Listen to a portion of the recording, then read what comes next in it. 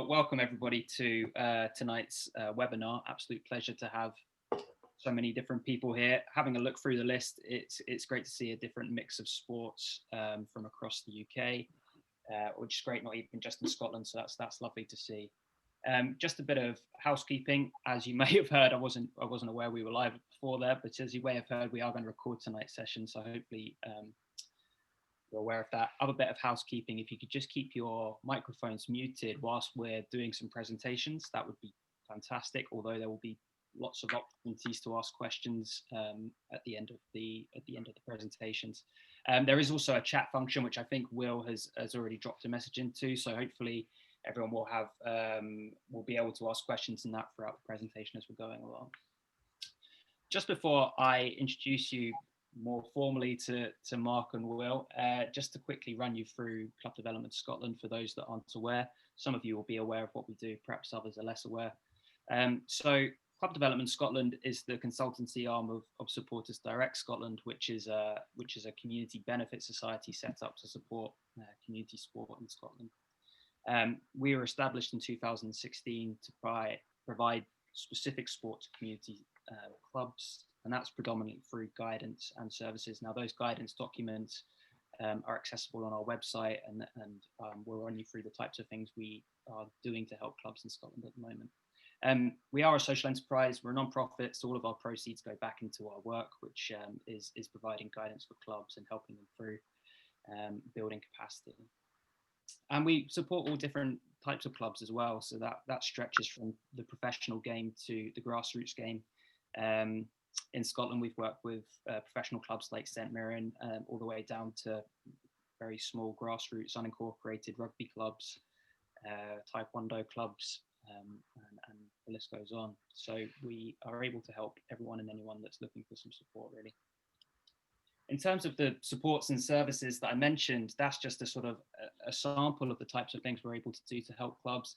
The dominant amount of our work is really around incorporation. So chatting to clubs, understanding what it is that they want to do, what their aspirations are. Often that will involve incorporating as a legal form of some sort. Often that's as a charity. So a lot of our work is around that. If they're eligible for it, we'll help them work out how to apply for gift aid, help them with funding, fundraising, membership management, assets transfers, business planning, and again, the list goes on. But really getting down to the nuts and bolts of what we're here to discuss this evening and what you signed up for, we're looking at sponsorship in sport tonight. So I'm delighted that we're able to have Mark and Will along. A bit of research that came out last year suggested that just over 60,000 clubs in the UK were operating at either a break-even point or at a deficit, which is quite staggering, really, which goes to show the need for clubs to be able to generate new forms of income. And I think sponsorship is perhaps I think most clubs will probably appreciate that as one of their biggest untapped areas in terms of where they could be generating new funds to support their work. And sort of the question of how to best go about that, the most effective way to do that is regularly discussed, but hopefully it's one we're able to answer tonight. So without further ado, I'd like to introduce you to the experts who aren't me. So it's Mark Covington, who is the CEO of Snap Sponsorship. He decided to start Snap Sponsorship whilst working for his local rugby club, Guildford. And whilst he was doing it, developed a methodology for better engaging with sponsors and really learned a lot of best practice along the way, which led him to develop the platform.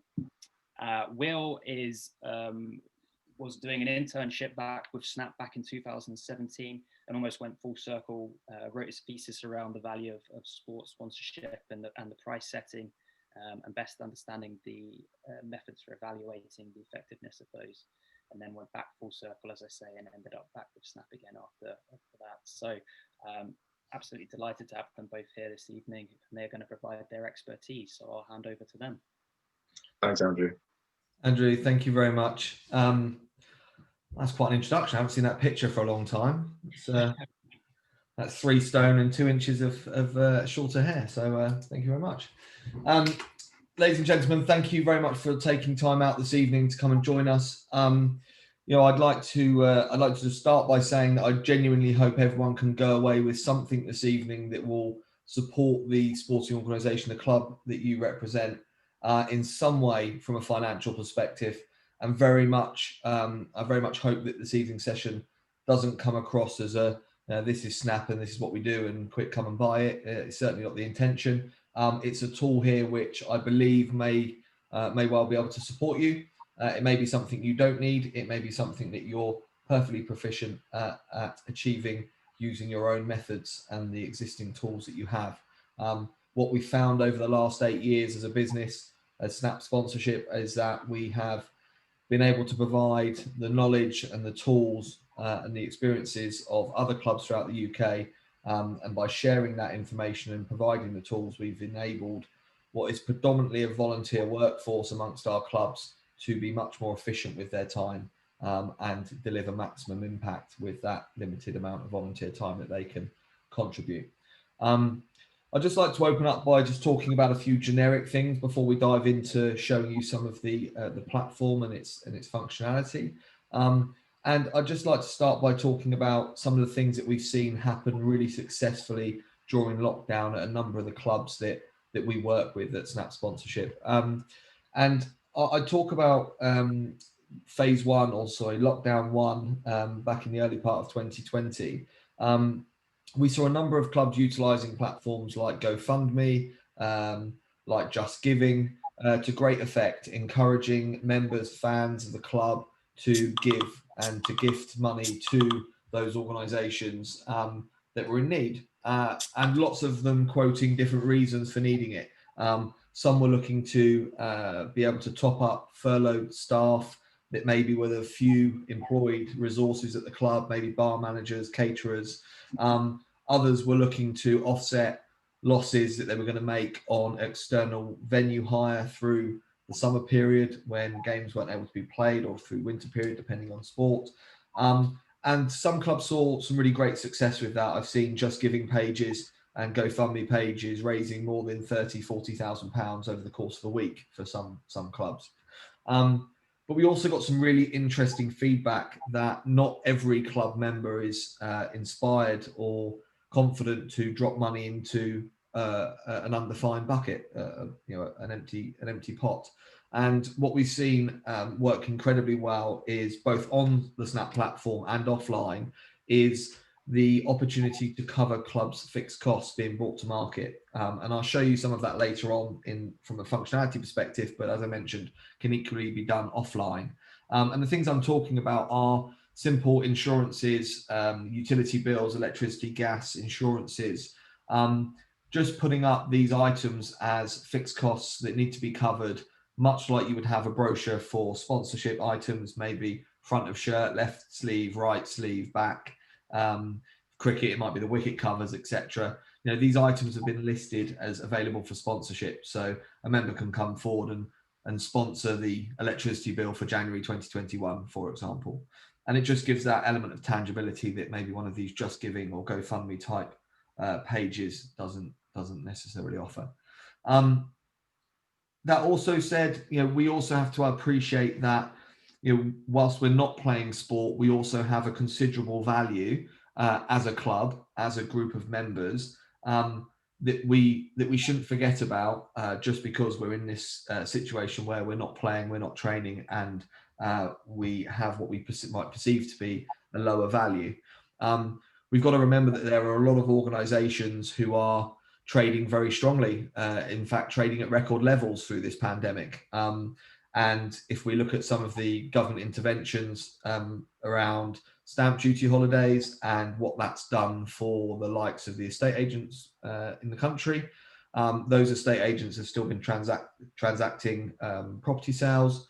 Therefore, surveyors have still been operating, as have solicitors, as have removal companies. Now, if we take that in context and we consider how many members from your club might move on average per annum, and then you look at the combined fees of those 4 or 5 service providers that I've just mentioned, it would probably not be inconceivable to think that your club might be worth something running into the tens of thousands of pounds to those service providers over the course of a year. So that hasn't stopped, and those transactions are still going to happen. And those organisations would no doubt love to have access, or certainly be put on the radar of your members.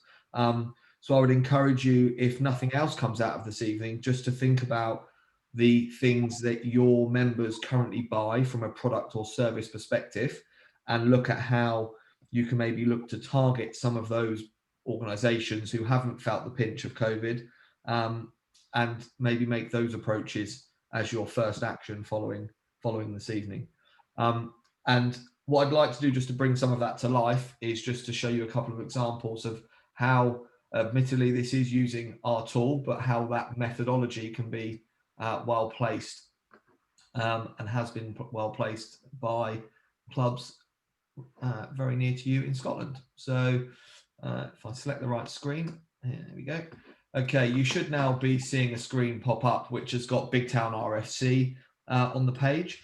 And across the top here, I'm just going to jump straight over to the Twitter feed of a rugby club called Dice.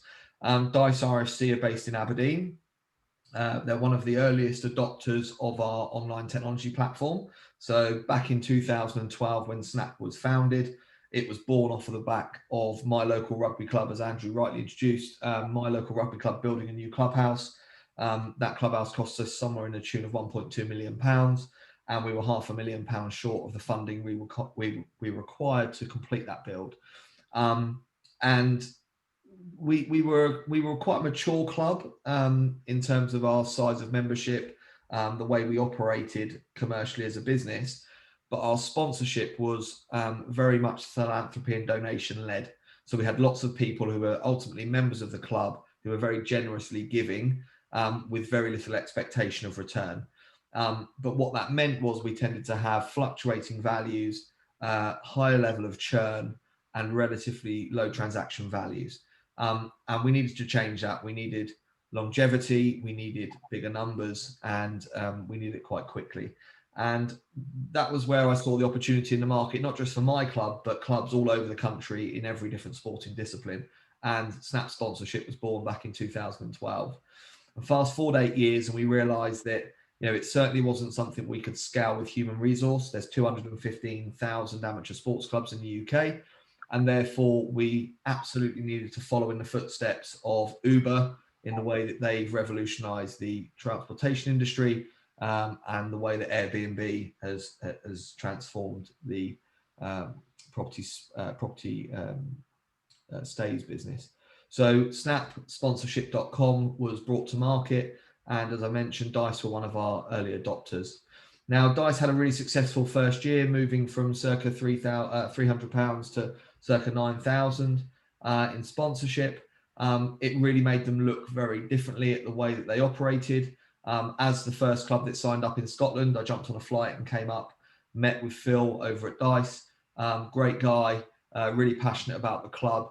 But I was really amazed by what I saw when I arrived, because Dice Rugby Club, for those of you who may well know it well, for those of you who don't, it's made up of about 50 members. I think it's fair to say that not all of those 50 members are members insofar as they pay their subs, but they're members.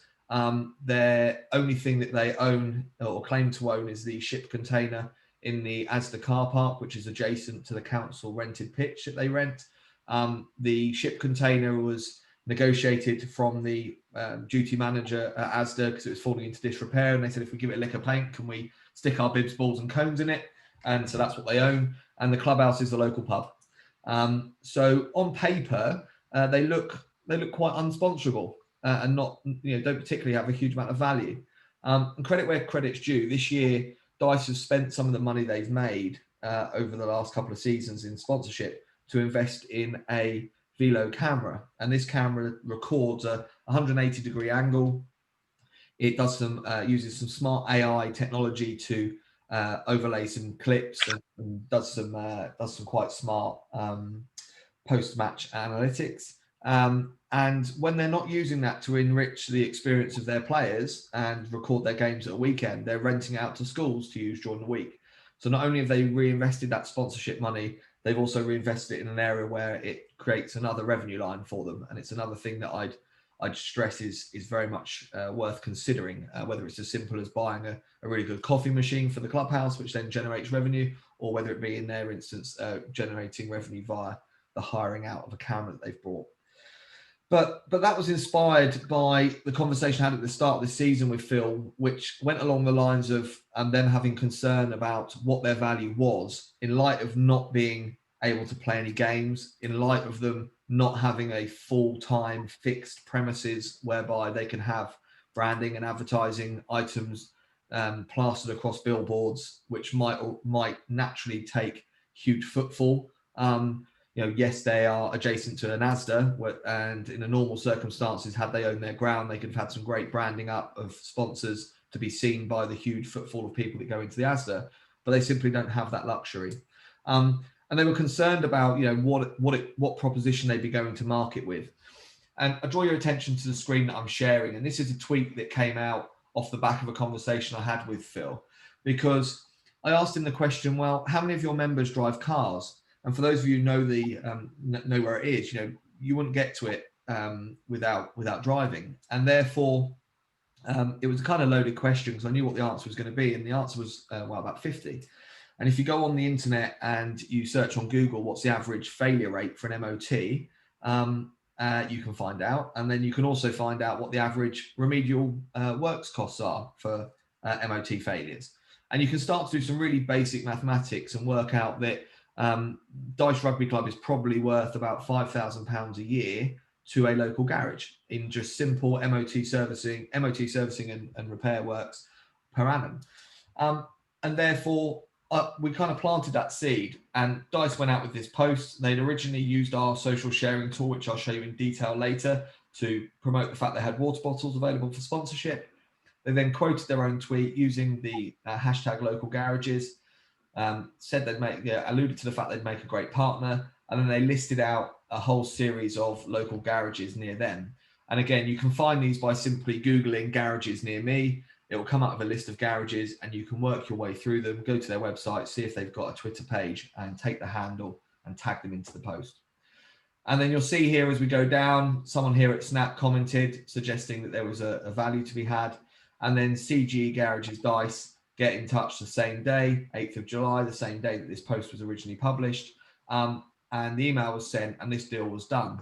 And it was that very direct route to approaching that sponsor, which expedites what traditionally may be somebody, a willing volunteer, maybe you on the call today, walking local streets, going into local businesses and asking, going in and pitching your sponsorship opportunities to those businesses.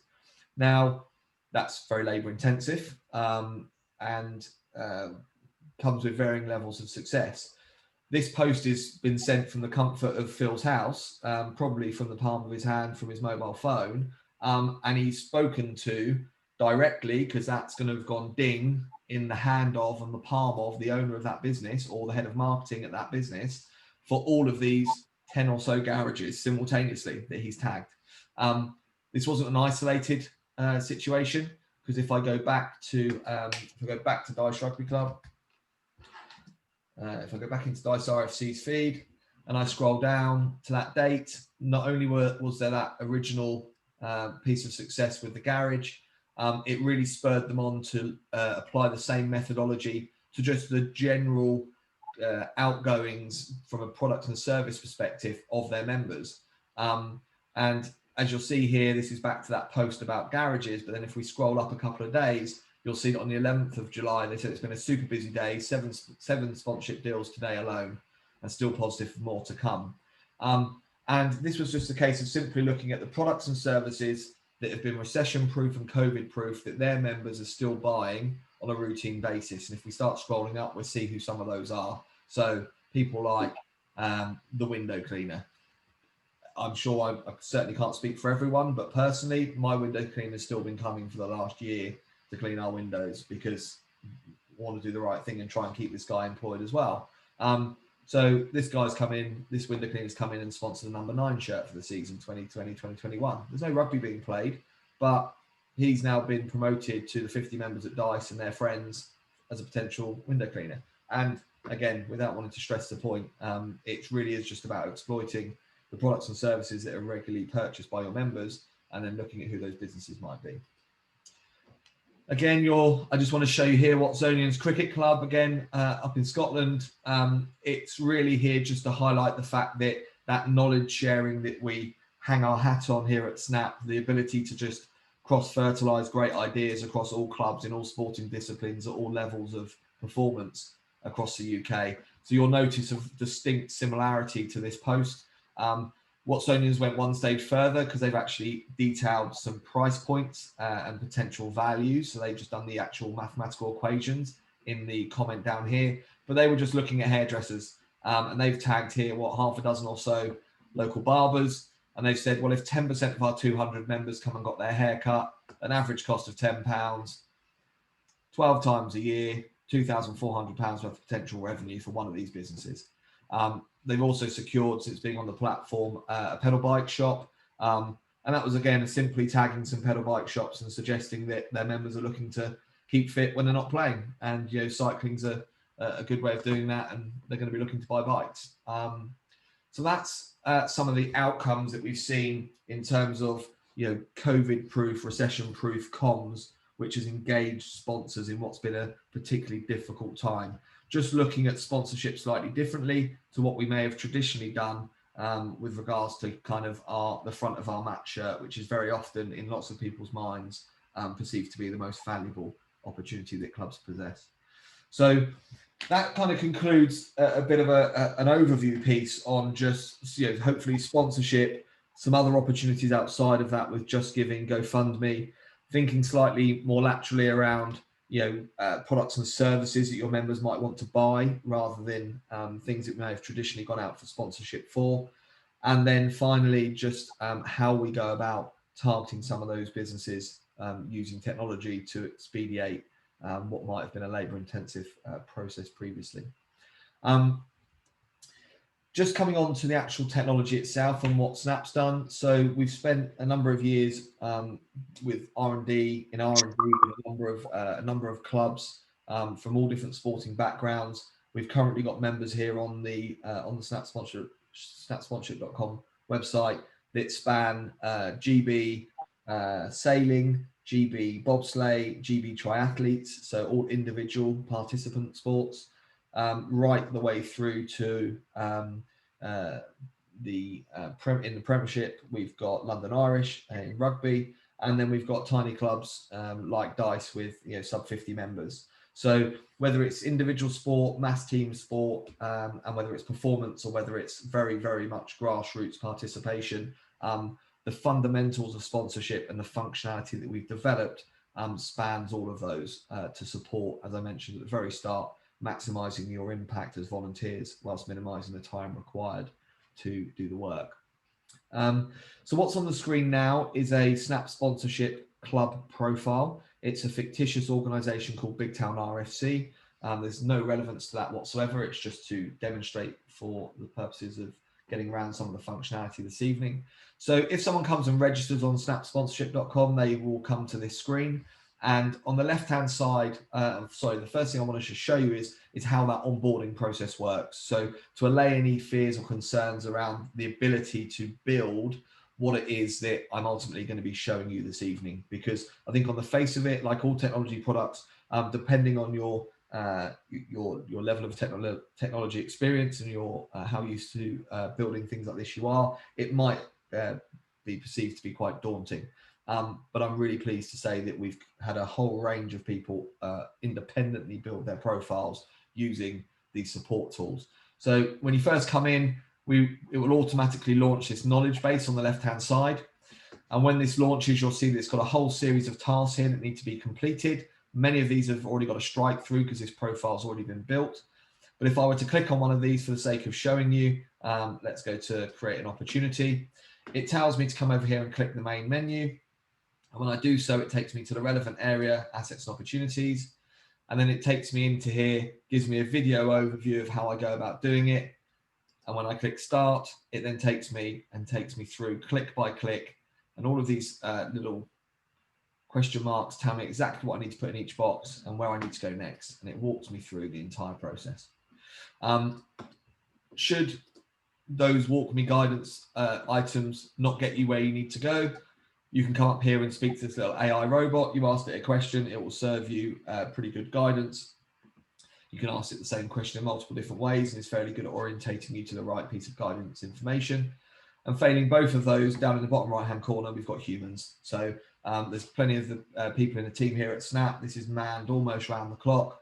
And you can ask both technology-based questions if you're stuck on the IT front, commercial questions, or indeed if you're looking for some type of inspiration about go-to-market strategy. That's exactly how Phil got in contact with me at Dice, and we came up with the idea of tagging these local garages in to look at MOT and servicing, like that example I showed you on Twitter just earlier. So that's how we help you get started. You'll also be assigned an account manager, so there'll be a dedicated point of contact. So again, if you want to drop someone an email and get on a screen share and get them to actually show you through something, again, that's absolutely possible. So finally, just one last point on that. In here, it's not just a case of actually guiding you to build the profile. We've also got a whole load of help articles, and that's where we share with you things like that social sharing and looking at how we articulate to sponsors what we perceive to be our value to them as a business, based on those calculations like I showed you for Dice and Watsonians.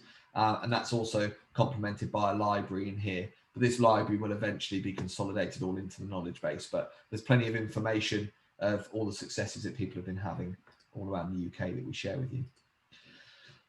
As I scroll down this screen, this is your dashboard. So this is an internal view for you as a club. So you've got your logo and a cover image. You've got the ability to invite other clubs to the system, and there's some rewards for you for doing that.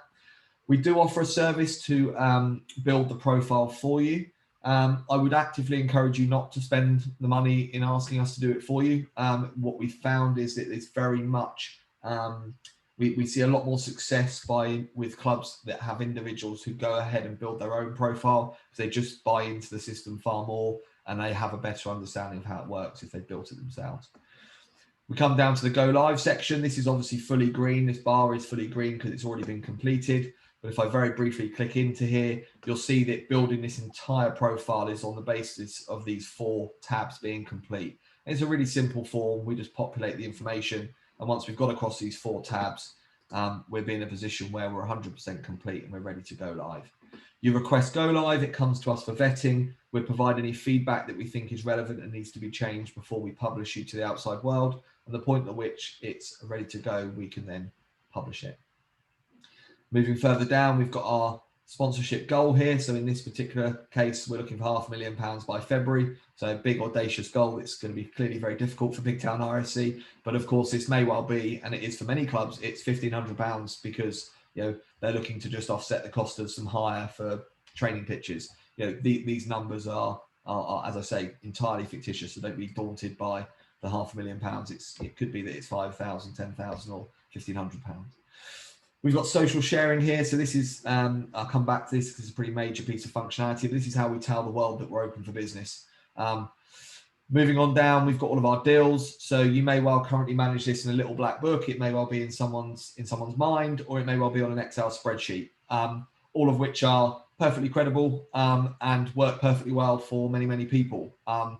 Heaven forbid anything were to happen to the individual, the black book be lost, or the computer get a virus, and the Excel spreadsheet be corrupt. And I've heard all of those stories genuinely from clubs over the last 8 years where someone's moved on from the club, passed away, fallen out, had a disagreement, the Excel spreadsheet, the club computer broke, whatever it may be. And there was a genuine fear of and a reality of not knowing what's due for renewal, when, who the point of contact was, how much did they pay last year, etc., etc. We have all of our deals living here in the deal section, and better still, the system provides you with a prompt when there's actions required against those deals. Now, in these cases, it might be because they're due for renewal.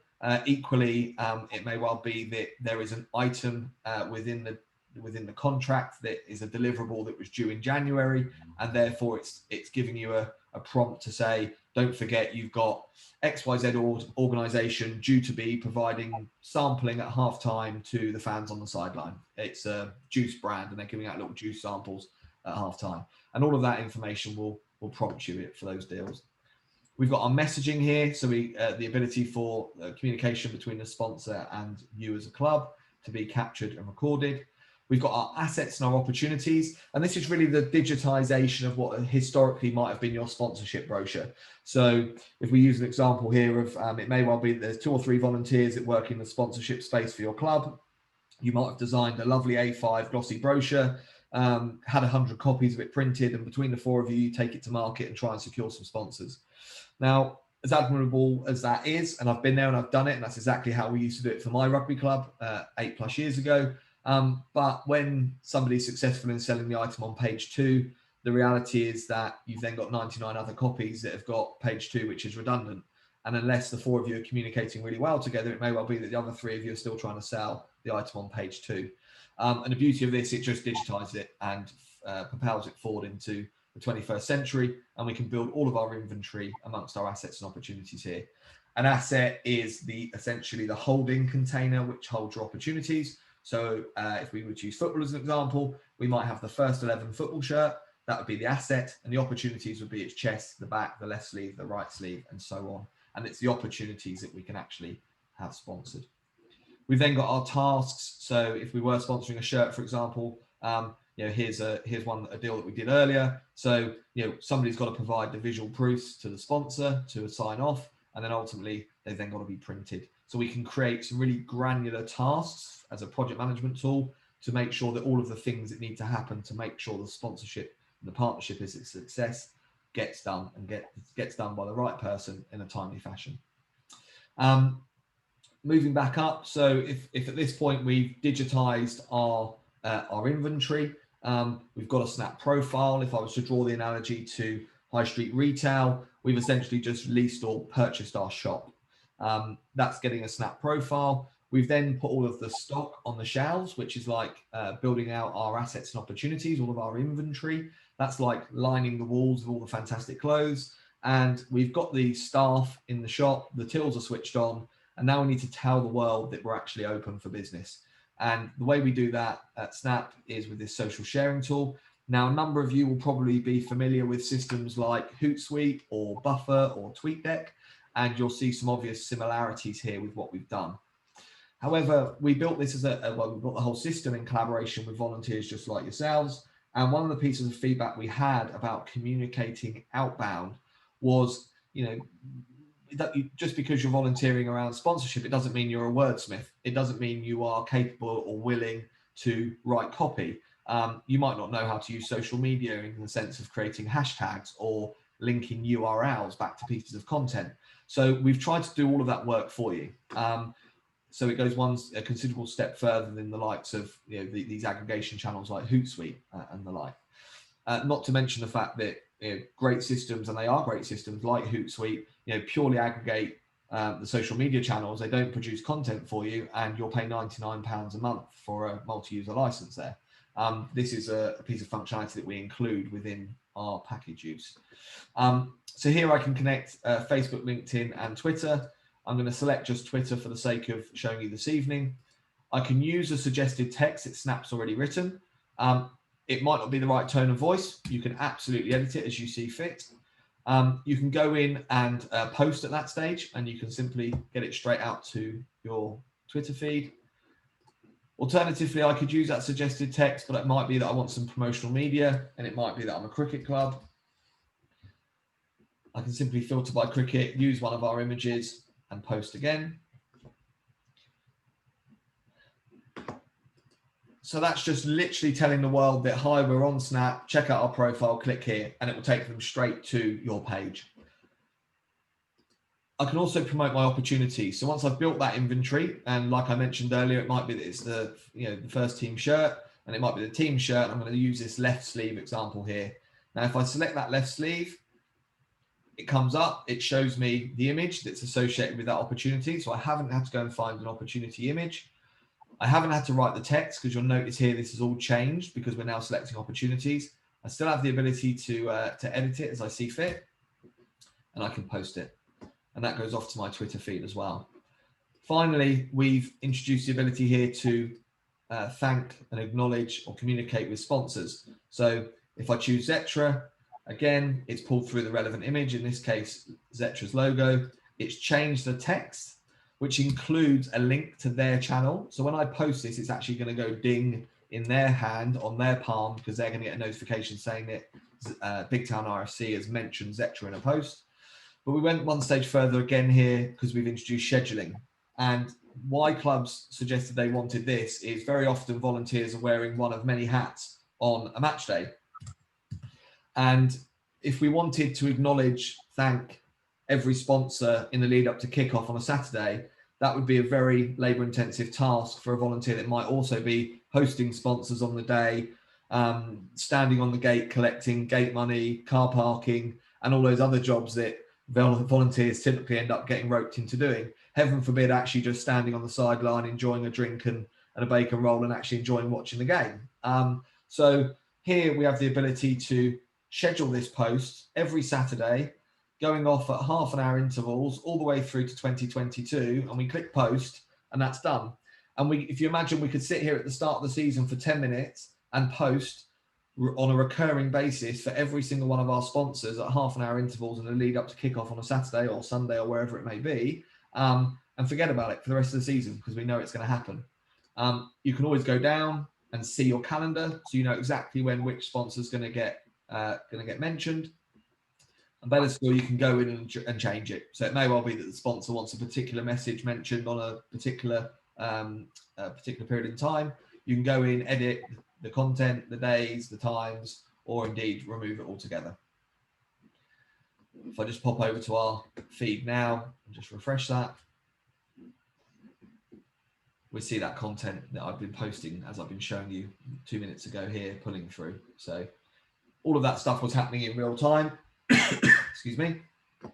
So that's how we've, again, streamlined that communication, both from an opportunity promotion, the fact that you're using Snap, and the ability to communicate with your existing sponsors. So we've digitized our inventory. We've built a shop window. We've told the world we're open for business. Now, if I just change the screen that I'm sharing, I'm going to now flip over to the other side of the equation, which is sponsors. So, Mark, before you do that, I think it'd be quite valuable if you showed them what their public-facing page looks like. I don't think we've covered that yet. So if you go to Big Town's page and just show them what the actual shop window, as it were, looks like to the sponsor. I think that's a fantastic idea. So that's right here. So on this Zetra side of the screen, I've got 3 tabs open. So I talked earlier on Twitter about Dice and Watsonians. So I've got their external profiles here. So Dice Rugby Club, this is what their external profile looks like. So when the outside world sees one of those social posts maybe and clicks on the link to come through, this is what a potential sponsor would see. So we've got a cover image which captures a bit of action, bit of pitch side stuff. And this is one of the deals that they did through us with SumUp. And we can see that top right of their cover image. They've got their logo. They're geolocated on a map. We've got 3 reasons why they should be sponsored. Some of their sponsors included on a carousel here. Their social feeds pulled through. They've got an About Us section, which we have quite a strong view on the structure of this. Very often clubs will come in here and copy and paste the About Us section from the website, which is predominantly historical. And clearly here what we're looking at is a sales pitch. You know, we are looking to advertise ourselves to sponsors. So who are we as Dice Rugby Club? Why sponsor us? We then talk about where we are today as a club. So what are we buying into right now as sponsors? What's the aspirations? So what journey are we going to take you on as a sponsor? And then finally our history. So why are we credible? What we've said above is going to happen. And then finally, we've got lots of important stuff from a searching and filtering perspective. So we start talking about social media impressions, the size of the club, its social demographics, number of teams, genders, ages. And these are all things that can be filtered and searched on by the sponsors. So a bit like searching on Auto Trader for a car, it may well be that we want a red car, which is a 4x4 with an automatic transmission, and we would search based on that criteria. And one of the things that we mentioned on this call is obviously taking best practice away. Regardless of whether you decide to move forward with using Snap and going digital, or you remain on your physical black book, one thing we do strongly advocate is that you take stock of these things. So how we communicate ourselves as a sales opportunity, as a commercial opportunity, rather than just saying the history of the club. What we just showed you there, those aspirations and what journey we're going to take the sponsor on.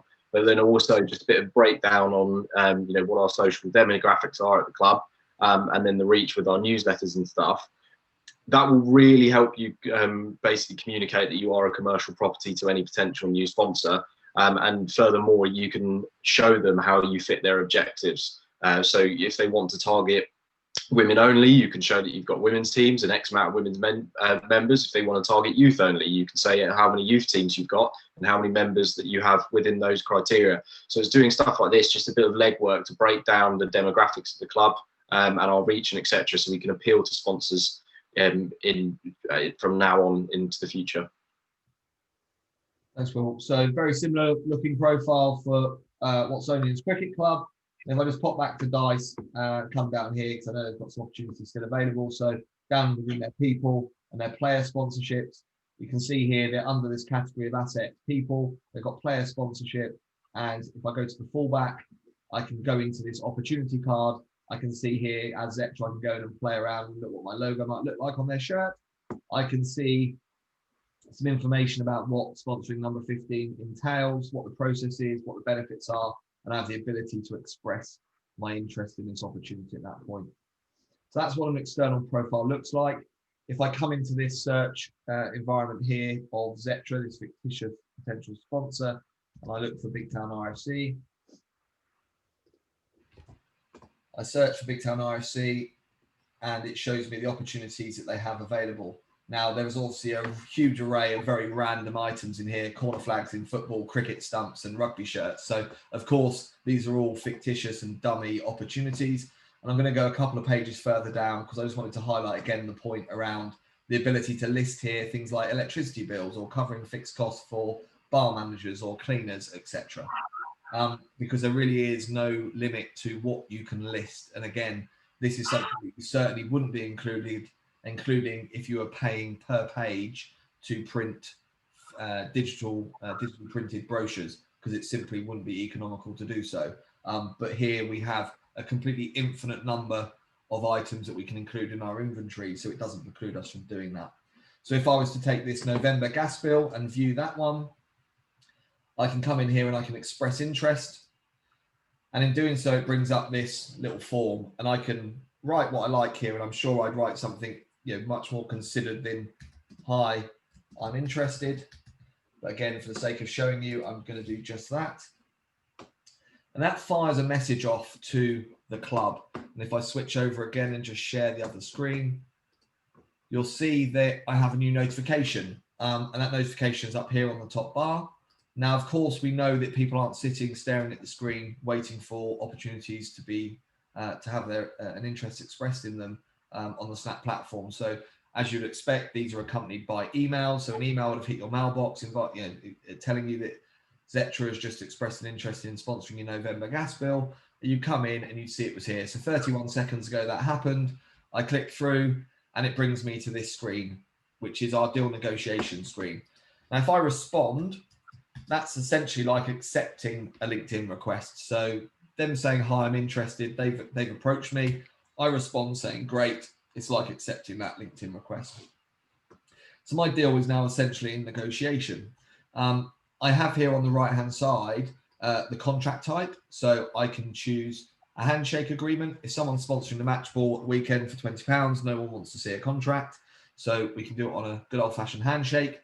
We've got a Snap contract. Or if you've got a big brand, if Nike or Adidas are approaching you, then the chances are they're going to be looking to dictate their terms. I'm going to leave it on the Snap contract for now. I can agree, preview, or dismiss the deal, which is probably a bit premature at this stage. I can change the payment schedule. So I'm going to change this one to, in fact, I'm going to leave it as up front.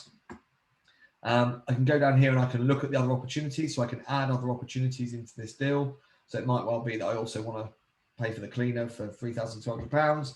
I add that in, and it changes the total deal value. And I can see that I've got these two items included.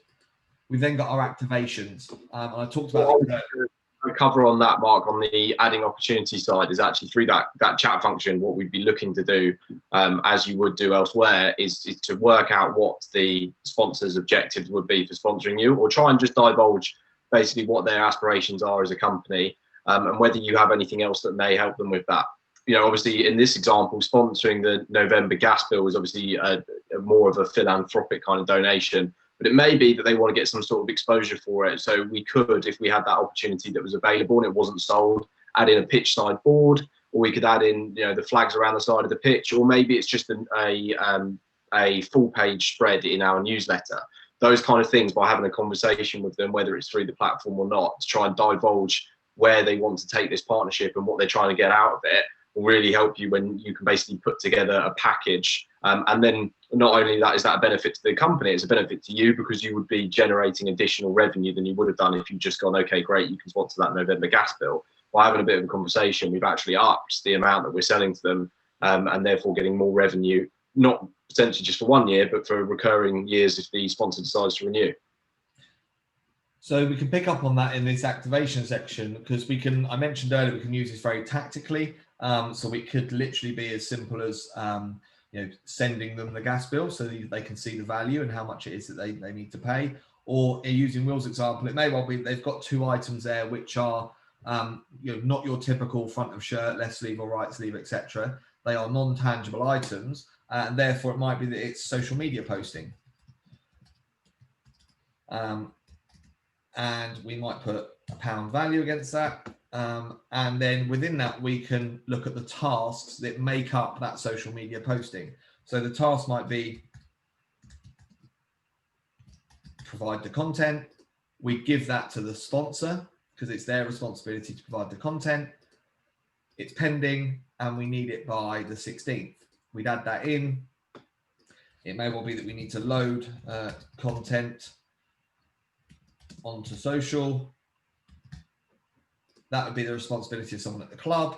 We certainly couldn't do it until after it's been provided. So maybe that's in anticipation for something being posted at the end of the month. Again, this can be, you know, you could have 100 tasks against one activation. You could have 3 activations with 1 task each. It really just depends on, as Will mentioned, what the objectives are of that brand and how you're going to actually bring that partnership to life.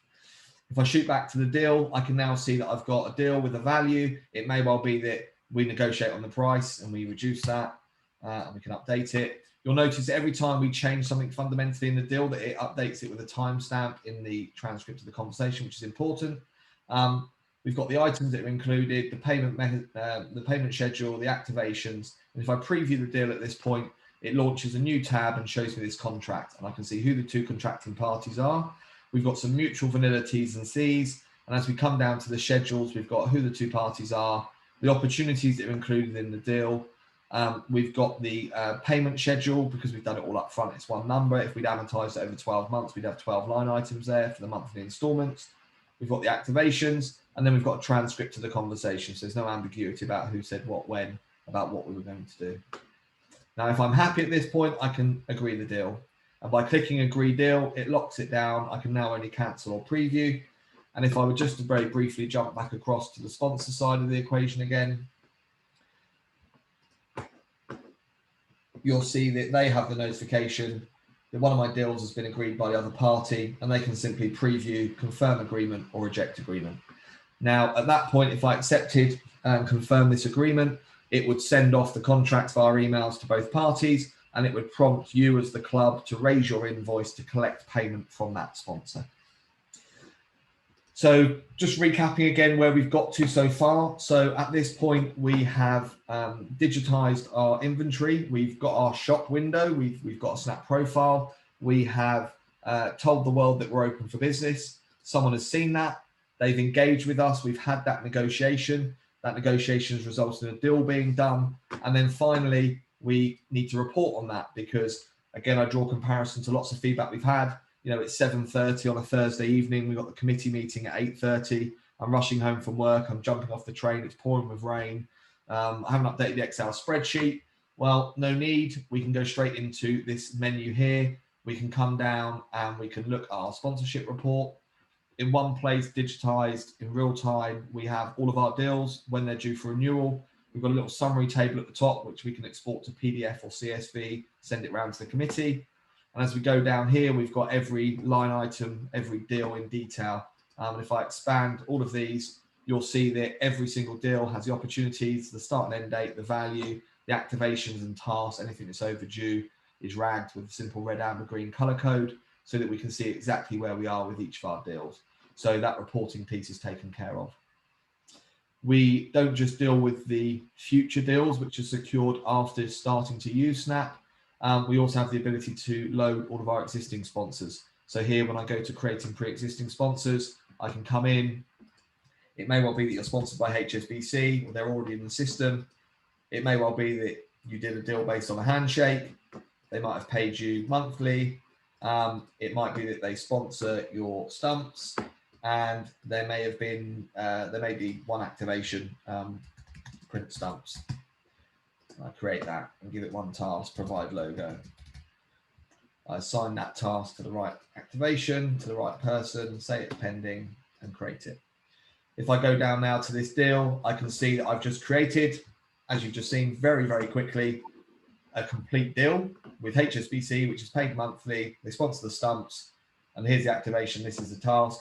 I click create, and that then sits in my deals section, which was on my dashboard. It's available in my reporting. It's fully visible, trackable. I get all my prompts around renewals and making sure I provide this logo, etc. Of course, it might not be HSBC. It might be your local butcher. And of course, they're not going to be in our system. So if you click on local butcher, it drops you down a little form, and you can put in some contact information, which enables us to then use the right tags when you try and use a social posting. And you can also invite them to Snap. And if you tick that box, it gives you this pre-written email. Of course, you can edit this as well and personalize it if they're one of your sponsors you already know. And this is really key, because the three key ways that we have seen from our data how organizations like yourself secure new sponsors using Snap is firstly via the social sharing tool, which I showed you at length earlier with the Dice and Watsonians examples of tagging local businesses in. And that's by far our most prolific way that clubs are securing sponsorship. The second is additional revenue from current sponsors, because by sending this email that's on the screen now, it gives a direct link back into your profile. So one of your existing sponsors gets this email, clicks on the link, goes in and says, oh, I didn't realize I could sponsor this. I didn't realize I could sponsor this thing. Oh, and they're really struggling to cover their utility bills this month. Oh, well, I don't mind helping out. And you get additional revenue from current sponsors. And then third and finally, the top three ways that we've seen new revenue being generated by clubs is from members and fans of your organization. And we've seen time and time again, members that have been members of the club for many years, but have never had, never been inspired to, never been asked to sponsor the club in any way. And it's not a philanthropic gesture we're looking for here. It's very much about presenting a commercial opportunity for them in their professional life.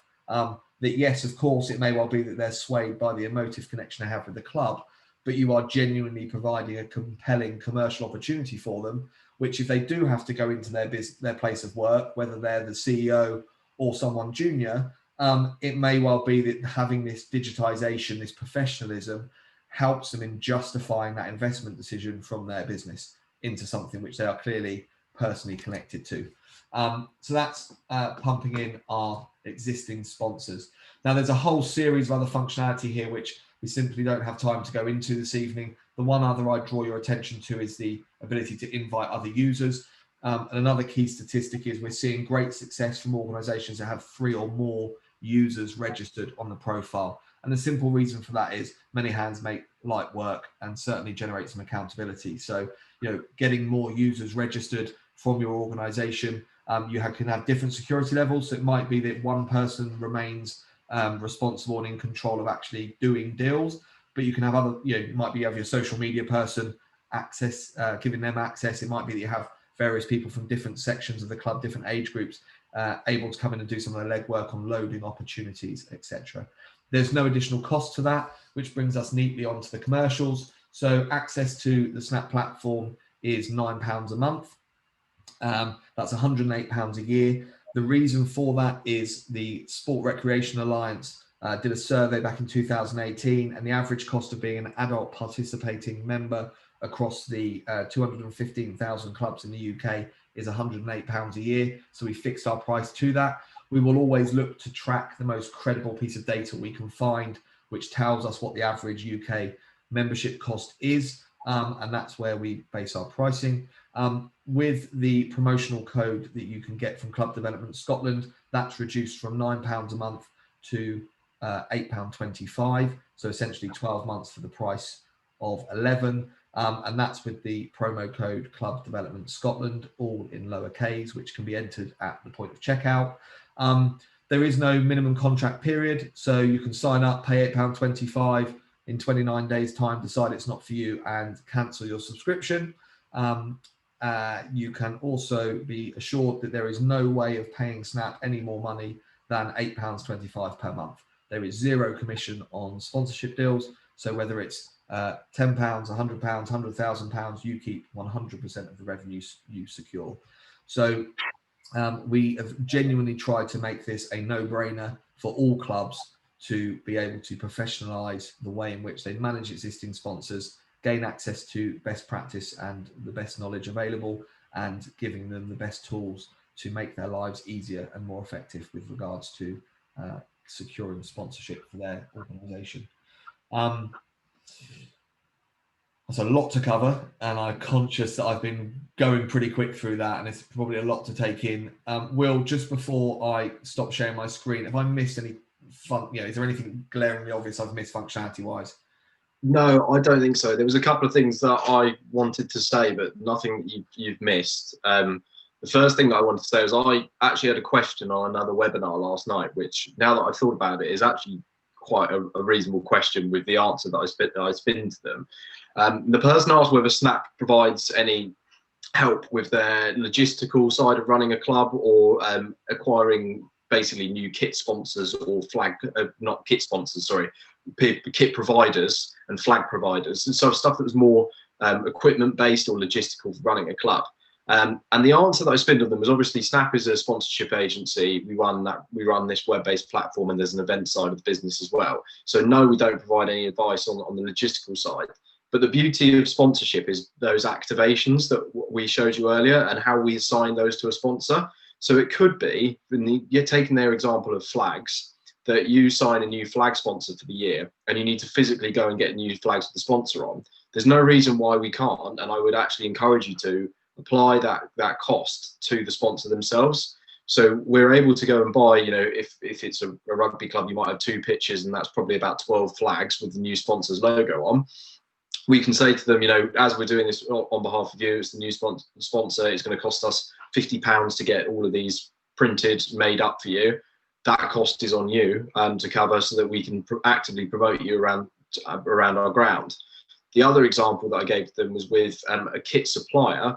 It may be that you look to sort out a deal with them where they give you as value in kind your playing kit for the year, but in return that they become your preferred person that sells your members their training kit.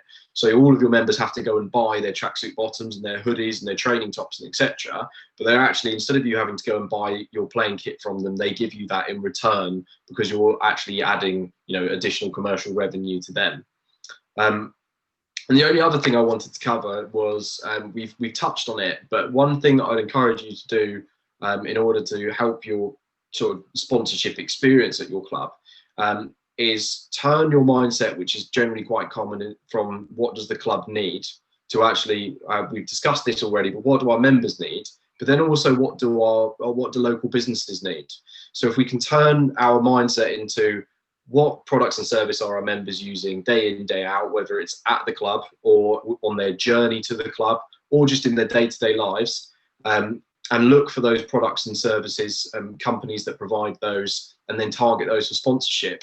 And when we're doing that piece of work, we should then be thinking about what would that sponsor want to get from our club and through this sponsorship.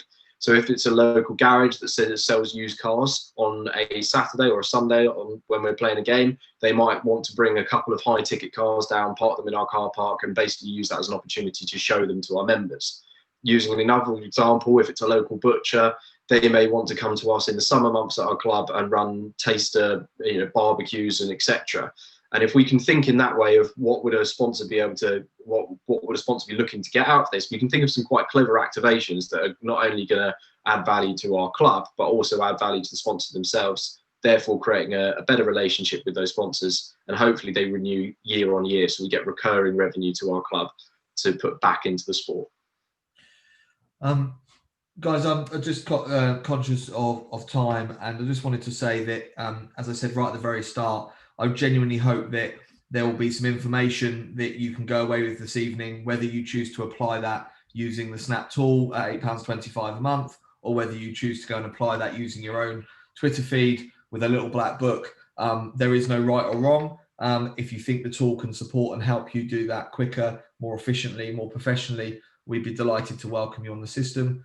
And if I could just take the opportunity to thank you, Andrew, for coordinating, for reaching out to your network and giving us the opportunity to speak to everyone this evening. As you can tell from our price point, we're very much a volume business. We are looking to really support all of the grassroots sport clubs across the entirety of the UK. So, it's great to be working with partners like Club Development Scotland to help facilitate getting our message out there and getting our tool out into as many hands as we possibly can. So, Andrew, I'll pass back to you. You're currently muted, but just to say thank you very much. I think you should be able to unmute yourself, I believe. You can't. Oh, I'm terribly sorry. Hold on. I will pass this on. I'll pass the whole thing over to you.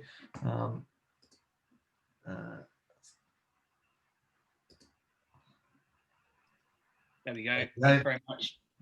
Well, thank you very much, gents. That was, as you say, Mark, there was a lot of content there. And just as I was making notes, a lot of ground covered. And as Will says, even if you choose not to go with the Snap sponsorship platform, a lot of best practice that you can learn from the content that's been shared, from working out what your assets are. And I think that was one of the questions I maybe had, which maybe clubs will think about, is which I think you've answered actually, which is how can you work out what your assets are as an organization? And actually what one of the other things I noted down was what the differences were between an asset and opportunity. But again, you've answered that, so that's great. Once you've identified them, how do you go about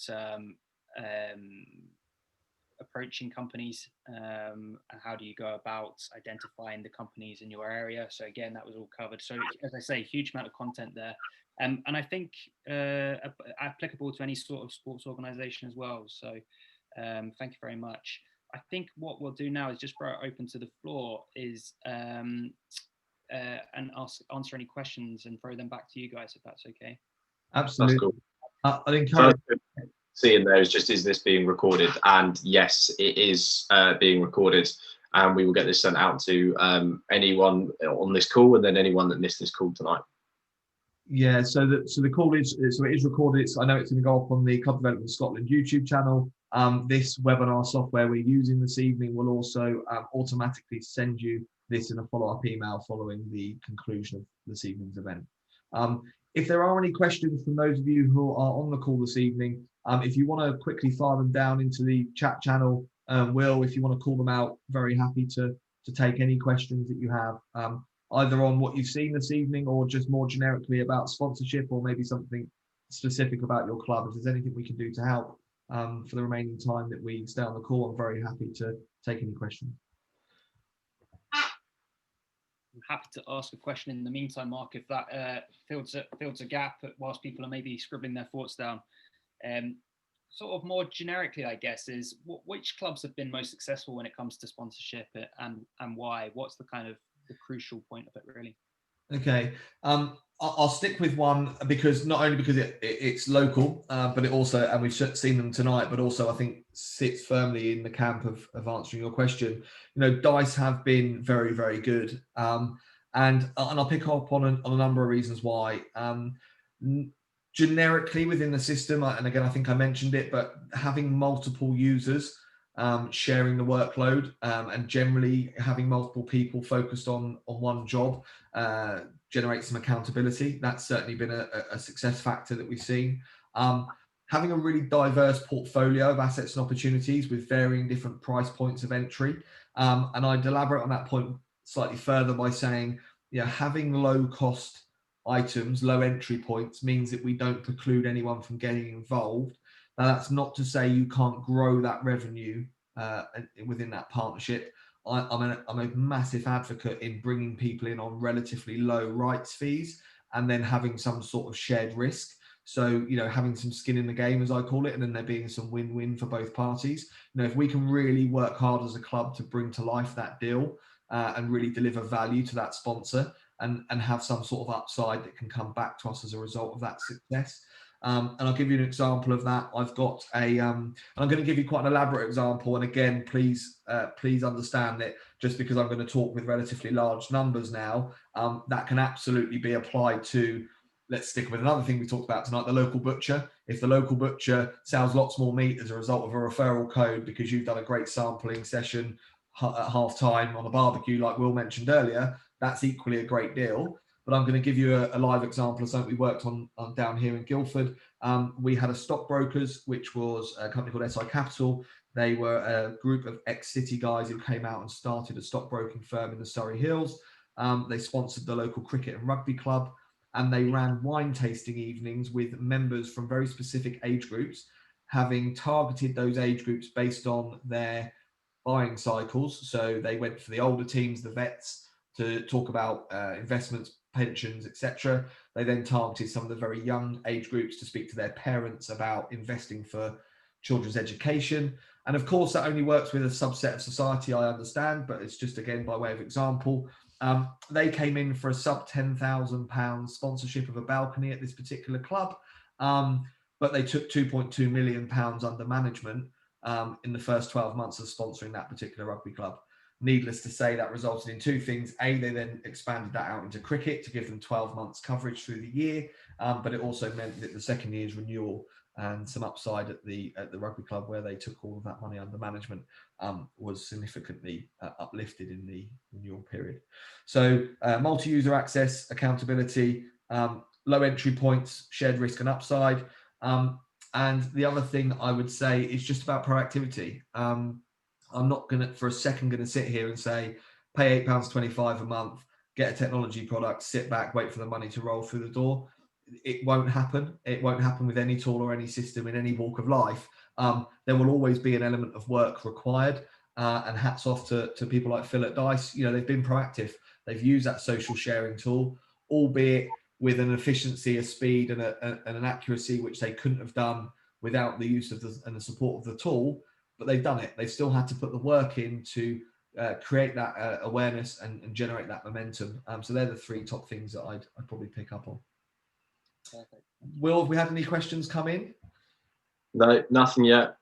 So I guess we just make this, final opportunity to tap any of your thoughts in a chat function. And as we said, it doesn't have to be about the platform. It can be about, any sponsorship questions in general, and then also, anything that is only specific to your club.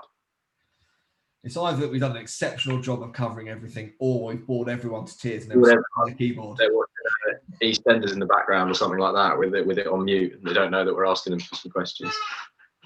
Well, I think there was certainly a lot of content there, so good chance you've maybe answered everything and done a very good job. And thank you very much for both of your time. And what I'll do is I'll also follow up with an email to all attendees with details about how they can get in touch with you if they have any more questions and want to follow up. Of course. Fantastic. Thank you very much. Andrew, thanks again for organising. Ladies and gentlemen, thank you very much for taking the time this evening to come and join this evening's session. Please do keep safe, and all the best for your teams and your sports when you can get back out and get playing. So take care. All the very best. Okay. Thanks very much, guys.